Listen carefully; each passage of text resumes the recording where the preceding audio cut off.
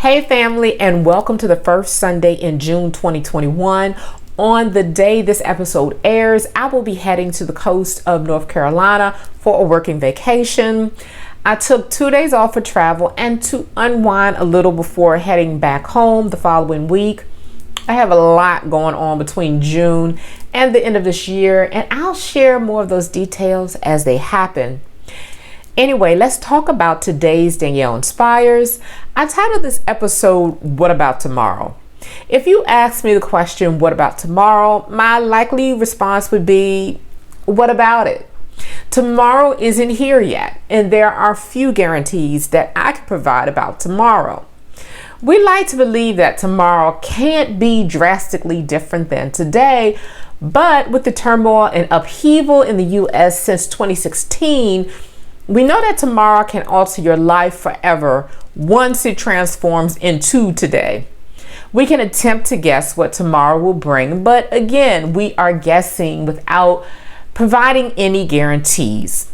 For example, I would not have guessed that we'd be living through a global pandemic and would need to get vaccinated from a deadly disease. I'd never guessed there would be domestic and foreign travel restrictions to limit my travel plans. I would have never imagined the cost of buying a home would have escalated so quickly and continued to rise to all-time highs. I never would have imagined a day when toilet paper would be hard to come by. I never thought there would be an insurrection in the U.S. triggered by elected officials. I never would have guessed that so many U.S. citizens would rally around a big lie that was already proven time and time again to be a lie. And of course, I'm talking about the 2020 presidential election results. I never thought someone like Donald Trump would have ever been elected president of the United States. Yes, I imagine the damage his presidency would cause, and yes, I knew that Make America Great Again was a rally cry to white racist Americans to amp up laws of oppression and to undo gains made by minorities in the United States.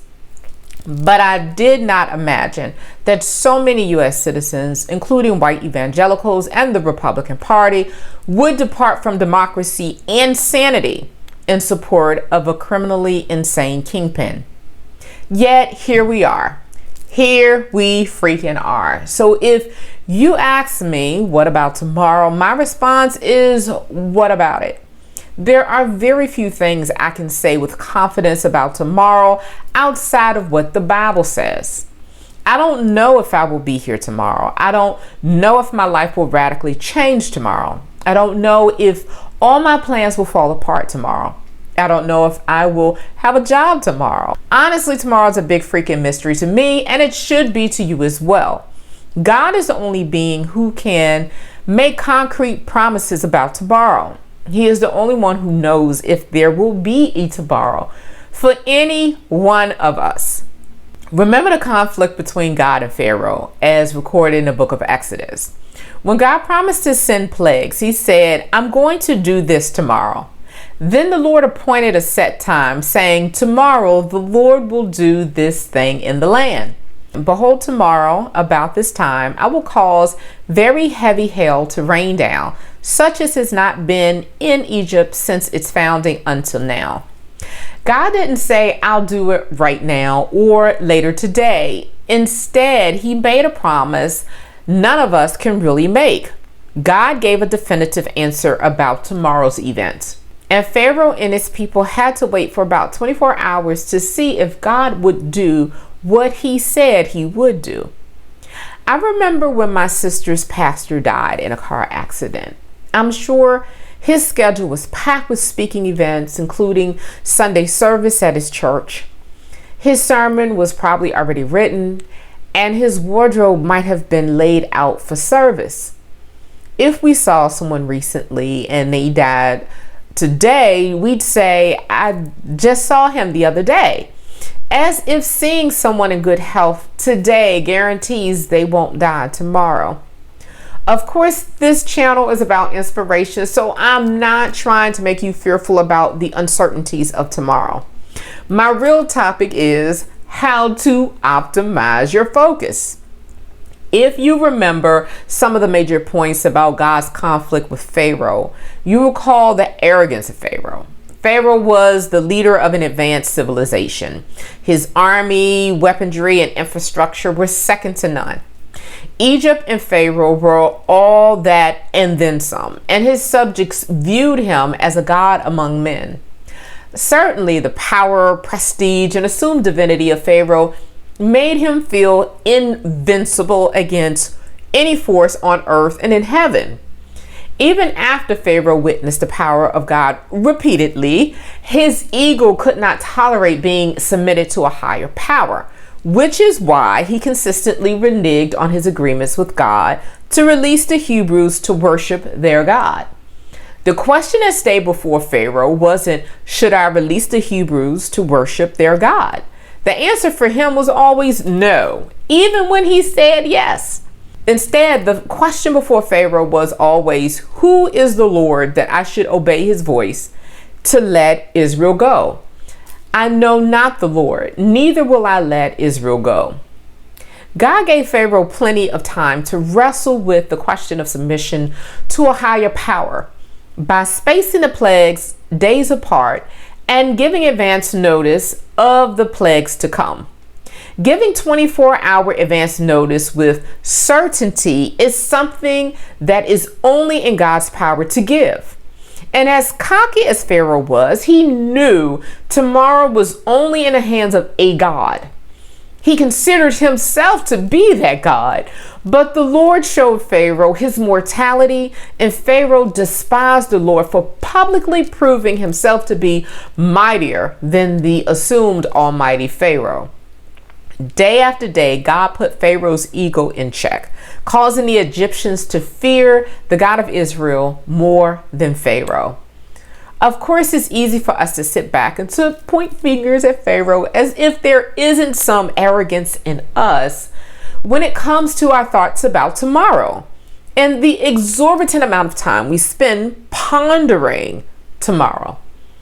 Let's take this time to put tomorrow in perspective based on the Word of God. Do not boast about tomorrow, for you do not know what a day may bring forth. So don't worry about tomorrow, for tomorrow will bring its own worries. Today's trouble is enough for today. You're probably old enough to have experienced on more than one occasion the hazards created by dividing your focus. Sometimes we explain our mistakes by saying, I wasn't paying attention, or I wasn't paying close attention, or I just stepped away for a moment, or I turned my back for a moment, and then this happened. All of those excuses are meant to cleverly explain that we were focused on something when the problem over there happened. Now, we were supposed to be over there focused on this thing, but we got distracted and pulled away for a moment over there. Another example would be falling asleep at the wheel. Falling asleep at the wheel involves shifting your focus from what should be primary, which is staying awake and alert while driving, instead of zenning out in sleep mode. Although we have the ability to multitask, humans cannot divide their focus effectively. If we are preparing a meal, we might move quickly from one task to the next, but we don't do all tasks at the same time. We aren't wired to be double-minded or to split our focus between tasks. Sometimes the consequences of shifting our focus aren't obvious. Nevertheless, when we attempt to divide our focus, we become ineffective. When we focus on tomorrow while living in the time span of today, we become ineffectual beings. Matthew 6:34 isn't just a warning not to worry. It is a warning about how the events of each day are enough to require 100% of our focus on today. If we mentally try to juggle the cares of today with the supposed issues of tomorrow, we destabilize our power to achieve significant progress today. The Bible assures us that a double-minded person is unstable in everything he does. Let's look at some definitions of unstable. It means being liable to fall or sway, wavering in conviction, irregular in movement, precarious and vacillating. Worries, concerns, and even fascinations with tomorrow can cause us to waver in our convictions today. It can impede our momentum and make us vulnerable to manipulation. If our lives have been destabilized by that background noise of tomorrow, to regain stability, we have to shift our focus 100% to one day for a set period of time instead of vacillating between today, yesterday, and tomorrow in our thinking. So I'm not saying to ignore the lessons learned from yesterday, nor to avoid reflecting on what went right and what went wrong in the recent past. Set aside time for reflection. If you think about it, gratitude is rooted in the events of the past. So the past is important.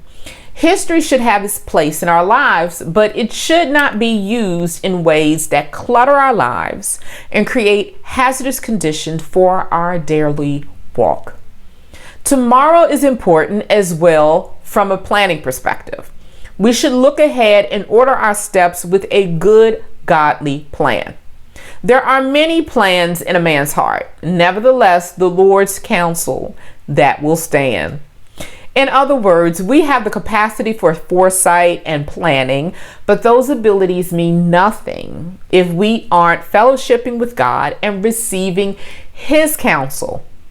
Remember, God holds the best perspective of yesterday, today, and tomorrow, and the best space in which to deal with historical information and future plans is in our prayer closet in the presence of God.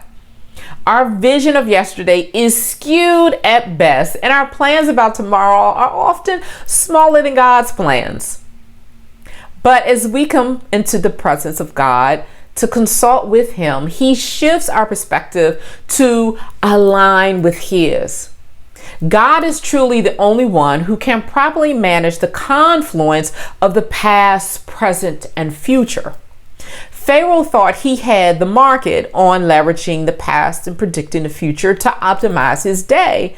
But when he was confronted by the true and living God, Pharaoh's wisdom, counsel, and plans drove Egypt to bankruptcy and drove Pharaoh to an early grave. In the short term, Pharaoh thrived and defied many odds, but his thinking, his way of thinking and being were not optimal to sustain long-term success. When you attempt to build a society on the backs of others, those tactics will eventually lead you to ruin. Hint, hint, America. God is watching, waiting, and warning you to come to your senses. Time for this week's power move.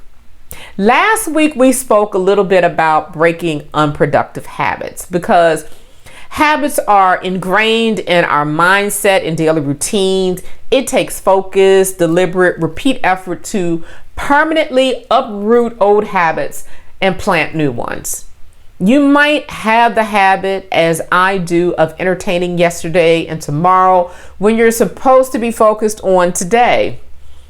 I can say with 100% certainty that the most productive times of my life have been when I was 100% focused on one thing at a time for a specific period of time. Years ago, I sat down to write a book. I sat down, set aside quiet time every day for several months to get this book done. And it didn't happen. I started a new book and the same thing would happen, thinking that this new topic would inspire me to write. I'd get 3 or 4 chapters done and then stop because I was totally overwhelmed and frustrated by the task. Then in 2018, I realized my flaw was in trying to simultaneously write a draft and edit it. I cut out the task of editing and I solely focused on writing. I wrote 300 pages, completing a draft of Training Sons, Raising Men in 4 months. The book was published on schedule a few months later.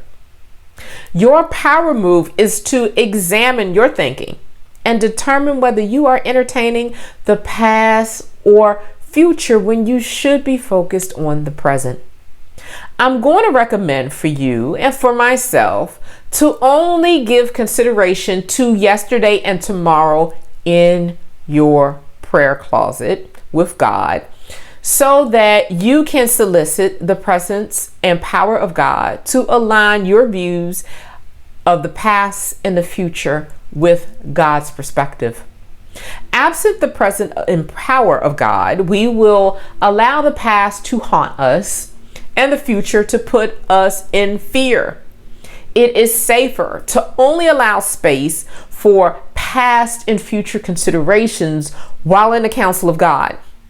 We can minimize our vulnerabilities that way.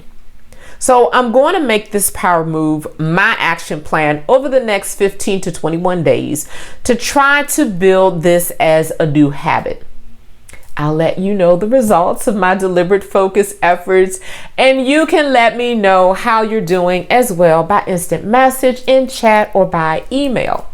I am excited about the possibilities, and I am excited about your potential to define your life and make it something worthy of the gifts God has bestowed upon you.